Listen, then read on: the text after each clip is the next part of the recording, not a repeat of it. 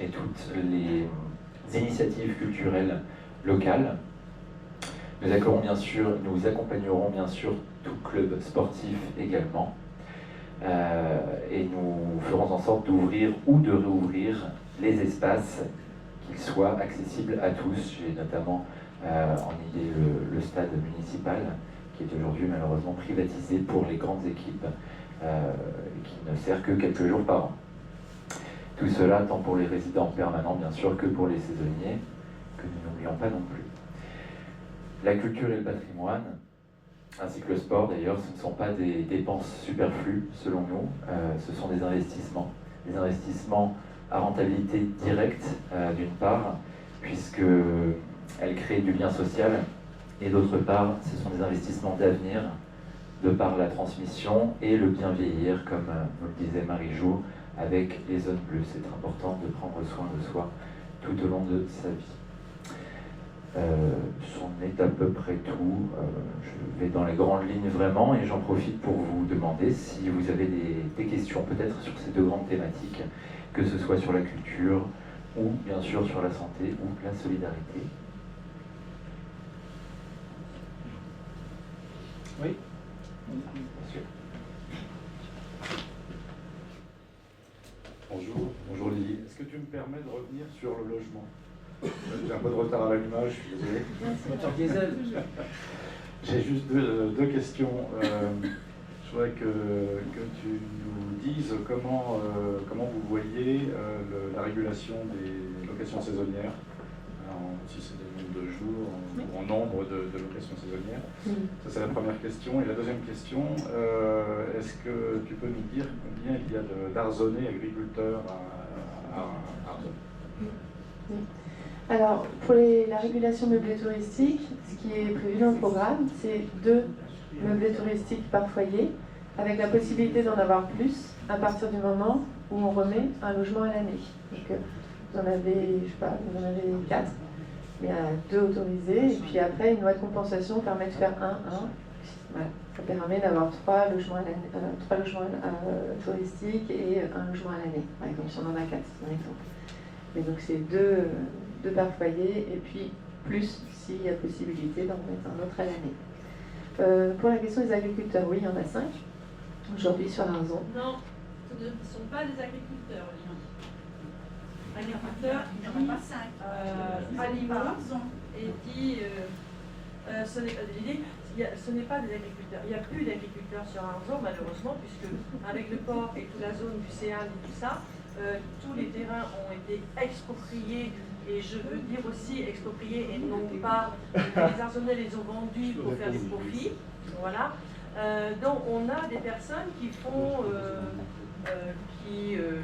c'est pas des agriculteurs, oui, ils font des légumes, ils font du maraîchage, mais il y en a malheureusement, il n'y a plus d'agriculteurs sur Arzon. Moi je parle du recensement INSEE, et puis peut-être il y a un témoignage d'agriculteur qui va témoigner.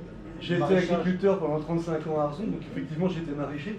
Mais un maraîcher est un agriculteur. Oui, mais ça n'en fait pas autant que vous dites quand même, ça fait deux maraîchers. Il y en a 2. Bon. Mais c'est pas des agriculteurs qui viennent cultiver les terres, ils habitent où? Ils habitent à Sarzeau. Bon, merci. Ils habitent à Sarzeau. Et qu'est-ce qu'ils font? Ils font que les grandes parcelles, parce que les petites parcelles ne les intéressent pas. Ouais, c'est aussi parce que les petites parcelles ne sont pas forcément compatibles avec l'agriculture qu'ils font. Avant, c'était des petites parcelles qui servaient à l'élevage. Maintenant, il n'y a plus d'élevage à Arzon, donc je pense que c'est pour cette raison-là.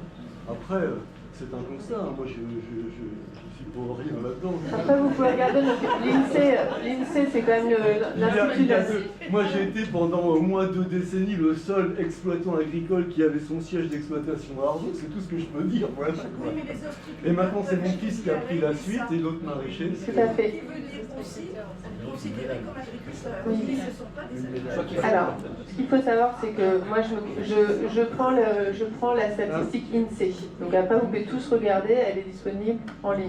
Moi, j'ai regardé encore hier, on a 5. Après, voilà.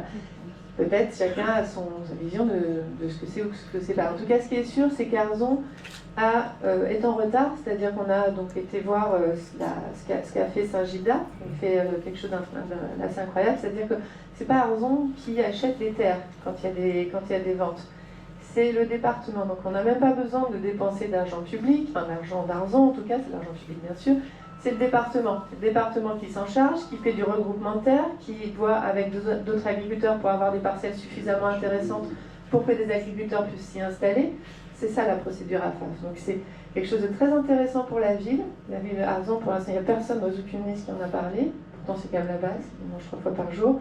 Peut-être moins, mais en tout cas, ça fait partie de la base de l'économie locale. Mais en tout cas, il y a des choses très simples et ce n'est pas forcément des sous en plus pour Arzon. Donc tout ça, nous, on pense que c'est important de l'affirmer.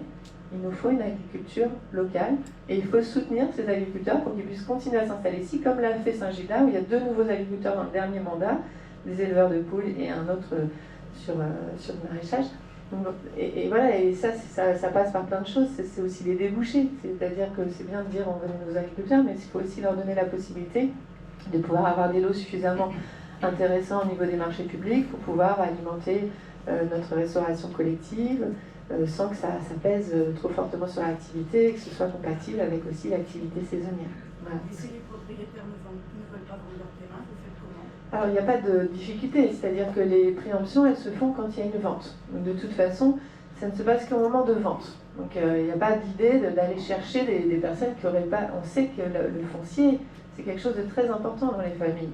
Donc, ce n'est pas l'idée d'aller capter la terre partout. C'est l'idée qu'on ait une vision long terme. Et nous, on a la chance dans notre liste d'avoir relativement pas mal de jeunes, et on a envie de se projeter sur 10, 15, 20 ans. Et au dernier mandat, oui, il y a eu...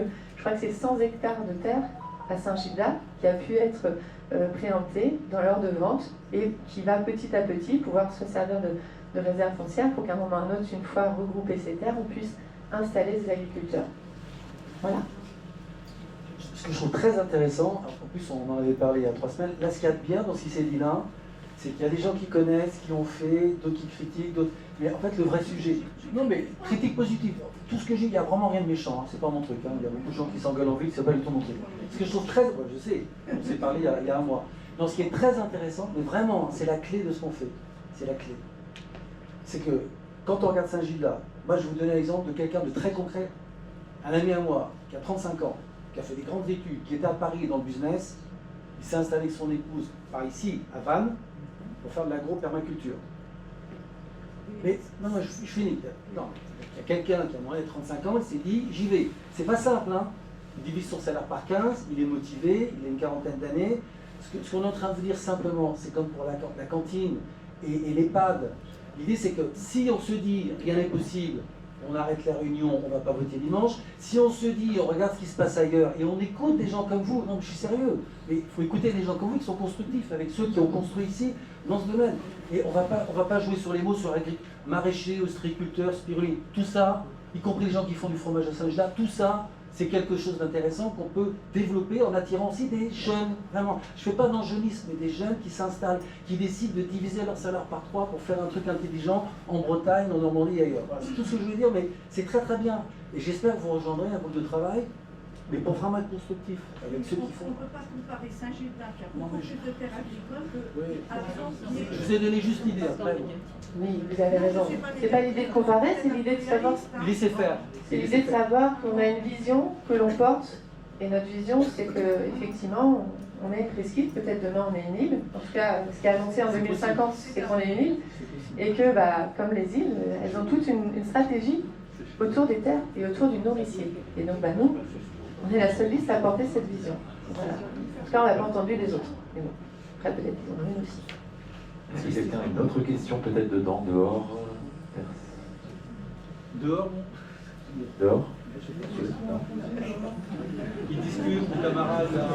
Ça discute dehors, là. On a des questions là.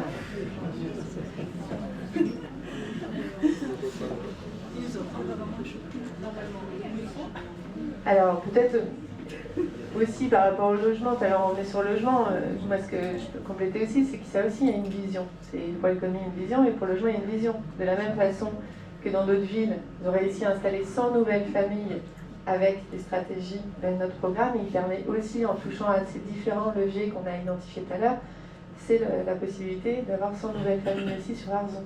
Donc ça aussi c'est quelque chose qu'on porte fortement avec des outils qui sont voilà, des compétences, des réseaux, des relations qu'on a déjà avec la direction de l'aménagement de Vanaglo, la directrice de l'habitat, avec d'autres élus de Saint-Pierre-Quiberon, de la métropole de Rennes.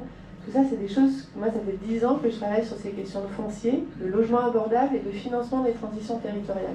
Et donc, à Arzon, aujourd'hui, vous avez la possibilité d'avoir cette compétence-là qui est à disposition pour avoir une vision, pour faire en sorte que les actifs et les jeunes, ils reviennent, ils arrivent, ils restent, avec une vision ambitieuse sur tous ces sujets. Voilà. Alors, du coup, peut-être les sujets suivants, s'il n'y a pas d'autres questions. C'est bon? C'est sûr? Et puis, on pourra revenir sur d'autres questions après, sinon. Merci pour les questions. Bonjour, Bertrand Largy, j'ai 69 ans. Je suis ingénieur en retraite de l'automobile. J'ai passé la quasi-totalité de ma vie à développer la mobilité électrique. Donc les questions d'environnement m'intéressent beaucoup. Alors, tout d'abord, on va commencer. Alors moi, j'apporte pas des messages aussi souriants que les précédents. Je vais vous parler d'un constat. Déjà, on a un trait de côte qui recule. On a des événements climatiques de plus en plus sévères. On a une ressource en eau qui devient sous pression en été. Donc, on fait aussi le constat que nos bâtiments communaux sont énergivores. On a le devoir de réagir. On ne peut plus trop attendre. On a le devoir de réagir et de se mobiliser pour se préparer à tout ça. Alors, pour se préparer à tout ça, déjà, notre orientation, ça va être sobriété, résilience. Alors déjà, dans un premier temps, dans les 100 premiers jours, s'attaquer à les choses les plus évidentes, rénover les bâtiments communaux, l'école, faire un diagnostic énergétique total des consommations, déjà notre consommation, la commune, les bâtiments, l'éclairage, etc. Ensuite, il a été question dans les différentes présentations du plan arbre, qui consiste à replanter des arbres plus qu'on en abat, et puis s'occuper aussi de la gestion des déchets, parce qu'on commence à avoir une menace aussi sur le traitement de nos déchets. Et puis dans un deuxième temps, eh bien, promouvoir un petit peu des choses un peu simples comme le solaire, faire pas mal d'autoconsommation, surtout en été, s'occuper de gérer nos eaux pluviales le plus intelligemment possible pour ne pas utiliser des ressources en eau propre, entre guillemets, pour des applications, je dirais, comme l'arrosage, des choses comme ça. Et puis on a surtout un travail très important à faire sur l'anticipation du mouvement du trait de côte. Le trait de côte, de toute façon, il évolue. On n'y peut rien, le réchauffement climatique est là. Donc c'est à nous de l'anticiper, et pas en construisant des digues, mais en étant intelligent, en respatialisant, en prenant des décisions pour se préparer à ça. Et on a aussi le devoir de se préparer à des situations de crise qui peuvent arriver. On le voit de plus en plus avec des situations de crise qui peuvent être climatiques, qui peuvent être techniques, qui peuvent être de toutes sortes. Et c'est à nous de préparer des stratégies pour ça. Alors donc notre ADN, c'est bien la sobriété, minimiser